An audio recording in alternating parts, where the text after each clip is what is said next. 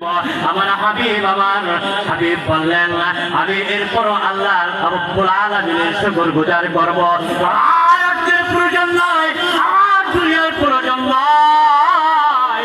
আমি এক বেলা খেয়ে থাকবো আর এক বেলা আমি না খেয়ে থাকবো, এরপর আমি আমার রবের প্রশংসা করব।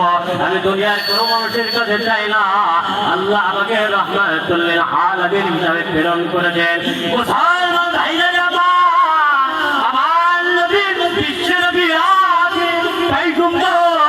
এরকম ভাবে উম্মতের জন্য কান্দারি, রাহমাতুল লিল আলামিন উম্মতের জন্য কান্দারি। আমার নবী একজন মসজিদ নববীতে বসে আছেন, আমার নবী মসজিদ নববীতে বসে আছেন। জিবরিল আমিন বললেন, জিবরিল আমিন আসেন, মুখটা মলিন করে বসে আছেন, কোনো কথা বলেন না। নবীজি বললেন, ভাই জিবরাইল আপনার কি হয়েছে? প্রত্যেকদিন আপনি আসেন, আমার সামনে সুন্দর করে কথা বলেন, আপনি হাসেন, আপনি কথা বলেন, আজকে আপনার মুখটা মলিন, কারণ কি? জিবরাইল ভাই, জিবরাইল বললেন, ইয়া রাসূলুল্লাহ